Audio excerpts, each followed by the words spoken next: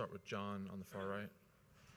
Yeah, you started with the Tigers, and the Yankees made an effort to get you too. So, what was the trade deadline like, and how do you feel like it worked out for you?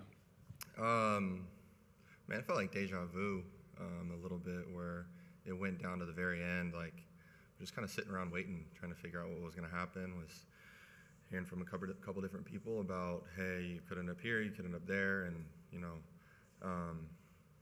ultimately, like, I've really enjoyed my time with Detroit, and what those guys were able to do in the second half and the run that they made, I think surprised a lot of people. I don't really think it surprised me. I sat with AJ afterwards and talked to him about the group that they had there and what they were doing, and you could see it, and it was just about it kind of coming together. So what they were able to do, tough for them today. Scoob has been unbelievable all year, and it came down to one swing, but I had an unbelievable time there, and then to be here in this situation that we're in is special. So to be here with LA and to come home, there's really no words for it. It was just trade deadline was just a big waiting game to see kind of how everything happens. Next one for Jack. We'll go to Clinton, third row in the middle. What did you know about Doc before you got here, and what do you think of him now as a manager in terms of everything that's happened, managing the staff and all that, and just in general as a guy and as a skip? Yeah, I didn't know a whole lot about him, like, as a person. I knew he was intense, and he really cared, and he was just somebody that cared, and he looked out for people. I talked to him a little bit last year when they came to St. Louis, because I was probably going to get moved. There was a potential to come here, and we talked for a little bit, but I know that he just appreciated when I came over here. He told me he appreciated just the way that I go out and compete, and to kind of keep that same thing, keep that going. So, and then what he's been able to do, and the way that hats off to our guys and the way that they threw the ball the rest of that series. Our bullpen was amazing, but you got to give a lot of credit to him as well with the way that guys were brought in and put into situations to succeed, and just be put in those right situations. And he's got confidence in everybody that he runs out there, even lineups too.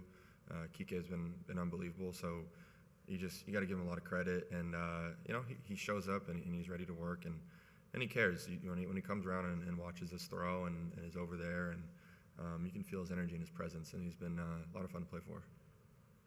Go to Jack in the second row on the right. Yeah, if you had to roughly guess over the last 3 or 4 days, how many times has Kike used an F-bomb with you guys? Yeah, I think that's part of. I don't want to say like it's part of sports, but you get locker rooms are a place, and he's fired up on in an interview after the game. Like, it happens, guys. It just comes out sometimes. You're excited and things happen. That was an emotional series. Like, a lot emotions were running high and everything. So, but you gotta let Kike be Kike. This isn't always a team that in years past has had this kind of edge, especially this time of year. Just what have you made of the persona of this group since you've gotten here, and how much does that kind of stuff matter? Like, you've been on playoff teams before. Like, how much does that matter when you get in these kind of environments and you are facing elimination and being able to respond from that kind of spot? Yeah, I mean, I can't speak on prior teams. I don't necessarily know that it's true that they haven't had any edge, because it's a good amount of the same guys. Obviously there's a couple guys here that are different, but I think just because a team loses doesn't really mean that they don't have any edge. So I think you're seeing a lot of it. You're seeing it from the guys that come out of the pen one after the other, and the way that they go out and fill up the zone, and same thing with the lineup, one after the other, picking each other up. The way Mookie was able to bounce back after a rough first 2 games, but I also don't know if we'd be saying that his second game was rough if that first inning home run ends up not getting robbed. So I think that these guys have shown a lot of fight, and weirdly, not a lot of people believe that we had any chance in that last series, and picking that team, which is again a great team. But I think that stuck with a bunch of guys, and hoping we keep that same energy, going forward into this next series. Come over here to the far left, and then we'll hit Ken in the middle.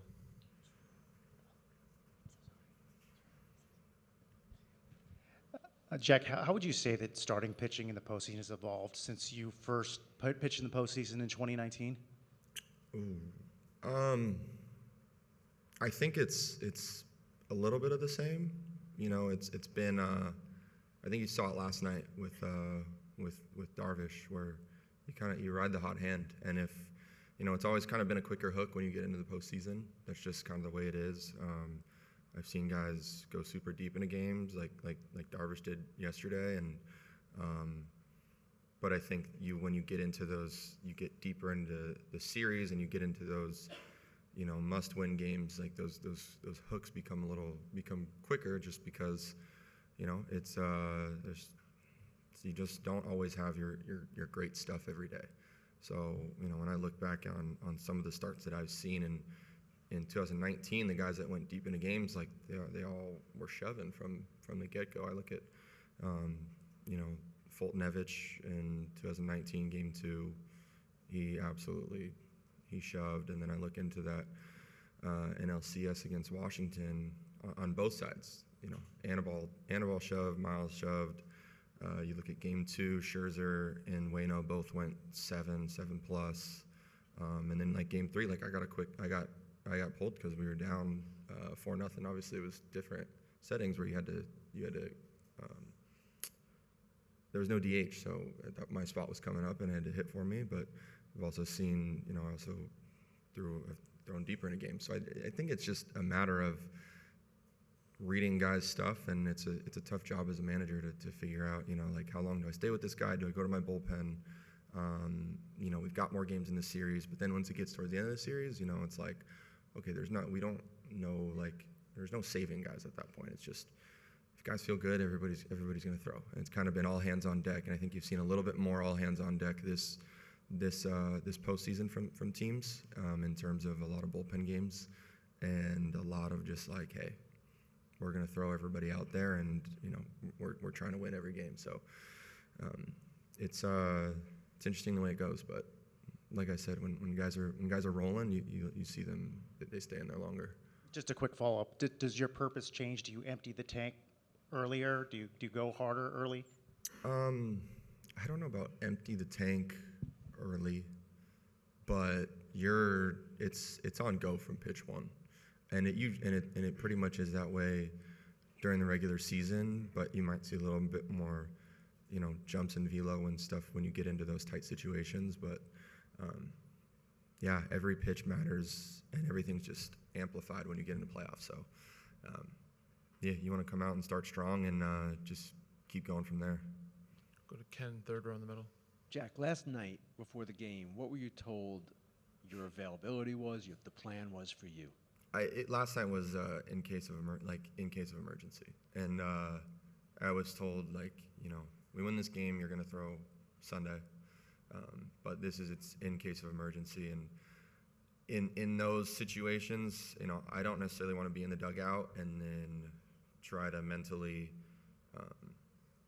get in the mode of like, okay, like if things start going south or going a certain way and the trajectory of the game changes, I don't want to have to mentally try to lock in at that point. So I just went down to the pen to try to stay in that mindset, and then can start to check out a little bit as you see Yoshi go out and do what he did, which was incredible, especially against that team. And then the bullpen guys, one after the other, and hats off to Kopech coming in that situation.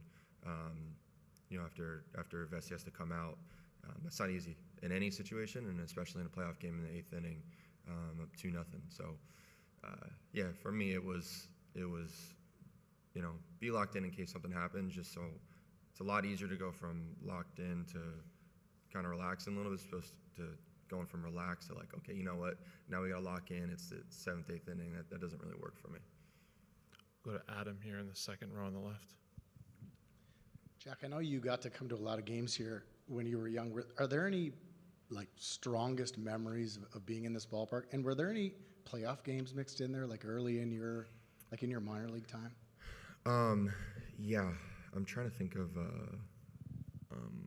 which games really stick out that I've been to. I know that the game that does stick out happens to be, it was 2015 against the Mets when Chase went into Ruben Tejada hard. I think I was at both of those games, and watching Syndergaard and DeGrom throw, and those were special arms. And so I can remember those playoff games. Those were a lot of fun. I was just getting into pro ball, but I came with my little brother who he was like, I'm going to be a Dodgers fan until you happen to make it, and then we can reassess from there. So he's happy that he gets to cheer for these guys, like for the Dodgers again. So I'm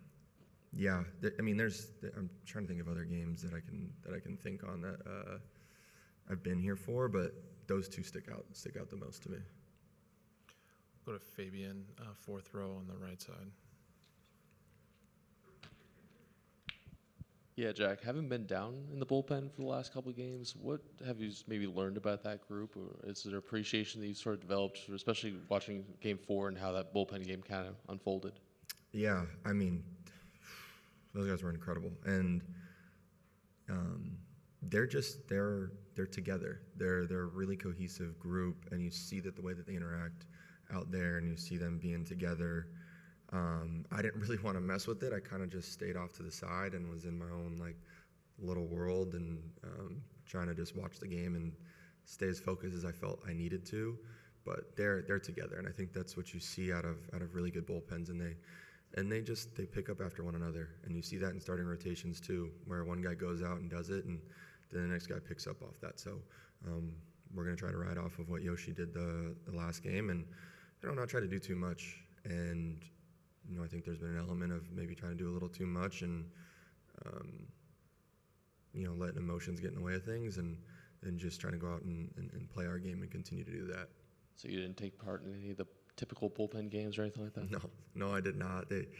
I would talk a little bit here and there, but I kind of wanted to stay and just let them do whatever they want to do, and not try to mess with the vibes down there too much, because they were really good. They were really high, and the guys were rolling, and you just want to keep that going. Especially again with what Brage did in that to start the game in Game 4 was incredible, and the guys just picked up after that. It was awesome. All right, we'll go to John. Back to John on the right. Your performance suggests you are completely 100% healthy. There was some suggestion at the deadline of some minor issue. How are you feeling? And any thought on, obviously it came out. What you do about it? No, yeah, there was that came out. I felt great. We had the little hiccup in the middle of the year there, and the Tiger staff did an amazing job of helping me, of giving me some of the time I needed without having to put me on the IL, and they navigated through, maybe like a 2-week stint there where I was dealing with some things and pitched through some pain, but since then I've been great. Whatever the reports were the reports, but I've been great. I've been healthy, and nothing has affected my performance. I just think I've been trying to do a little too much, and just here on going forward, not trying to be perfect and go out and pitch my game, and let the results happen, but focus on the process and the days in between, and making sure that I'm just mentally locked in and focused, not trying to do too much. Come to Barry in the front. Hey, Jack, what do you know about the Mets and what's been going on with them? And around Labor Day, they looked like they weren't going anywhere, and they've been probably the hottest team in the league the last 2 months. Yeah, you get to this point in the season, or you get to this point in the year, everybody that's still playing is a really good team. And so what they've been able to do, especially to go in and beat a really good Phillies team, and also beat a really good Brewers team, and just what they've been able to do in the second half with their lineup, their pitching, their bullpen. It's a good group. It's a really good team, and it makes for a good series. So you're expecting the best, and at this point they've been really good. But that's what baseball is. That's what baseball is for. That's why we play 162, because you can go through a little cold stretch maybe in the beginning, and then the guys start rolling, and it's for them. It hasn't stopped. So, obviously it's the nature of the playoffs, but how do you abruptly shift from what you were doing against the Padres to now getting involved in a longer series against the Mets? Just continue to do what we've been doing, which is throwing the ball really well, timely hitting, allow some guys to relax a little bit and just go out and play. I think, there was some tension going on in that series. It was 5-game series is a little tighter and whatnot, and maybe guys relax a little bit and just go out and play our game and just continue to keep that energy up. After playing in an emotional filled series with San Diego, and but to take that and continue to roll with it, and keep rolling into Sunday and then on into New York. All right, thanks, Shaq. We appreciate the time. Thank you.